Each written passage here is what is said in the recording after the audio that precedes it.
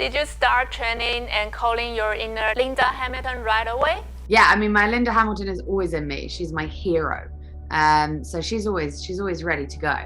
But I did start training. I worked with a personal trainer here in London. And then once I got to Canada, we did a lot of armory training so that I could look as natural as possible, especially with the shotgun, because that's so iconic to Claire Redfield. I wanted to make sure that I could carry it the whole time and I was holding it properly. We also did a lot of training with the dogs and with the motorbike and things like that to make sure that I was as comfortable as possible. Good thing was I've had quite a bit of gun training.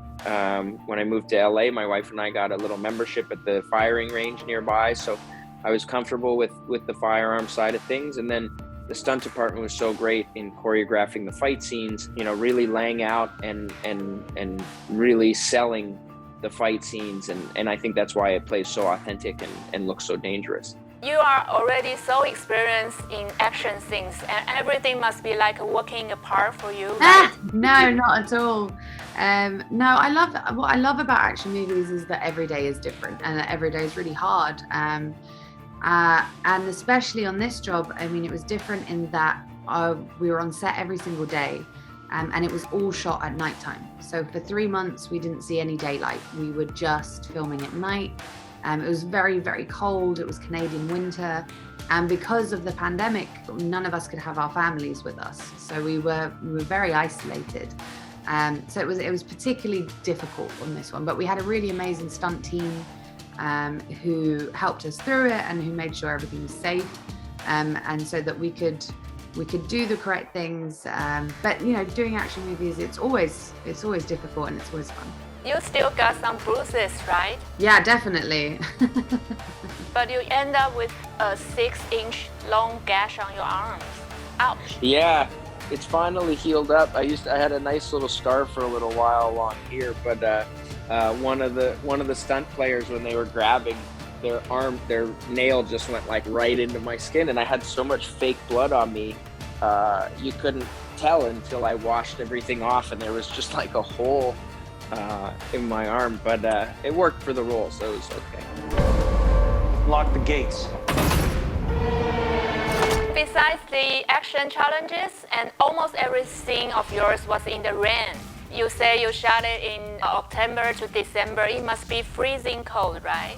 It was the coldest set I've ever worked on. It was so cold that when we were doing the rain, so we had to have pretend rain because you can't control the weather. So we would have these big towers that would make it rain. But it was so cold in Canada that as soon as the water came out of the tower, it would freeze and turn to ice. So it would turn to snow basically and hail.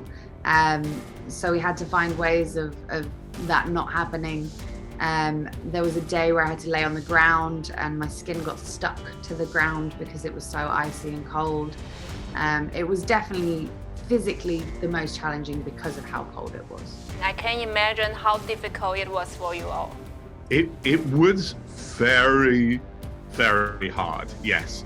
It was hard because when we went there, like, everybody was having to quarantine. It was so hard to get everybody in a place at a time.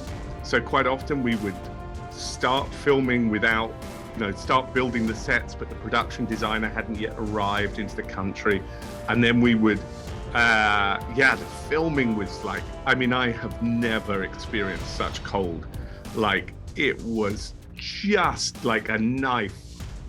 And we would be bundled up and like with electric, I'd have like electric gloves and stuff to keep me warm. And poor Kaya would have to be like, she would have to be in this tiny little leather jacket and, like being tough and mean. And the rain was coming down at times it was so cold, the rain machine would freeze up.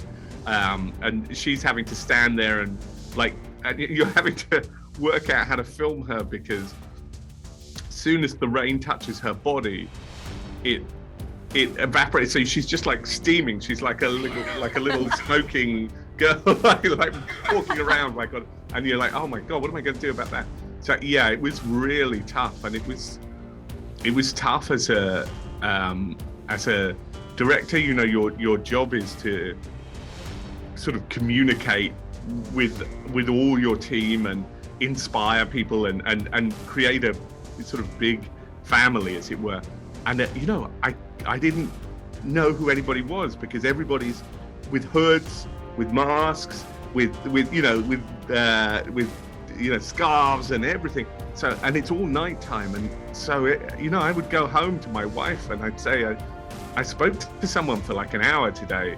I don't know if they were on the movie or not. They would just be standing there and we'd be talking about stuff, and I'd be like, I don't know who you are, but so it was a really tough experience. You insisted on shooting this film as real as possible, and you've always been someone who responds to abandoned, weird locations. And what was the first reaction that you know, oh, it is the one?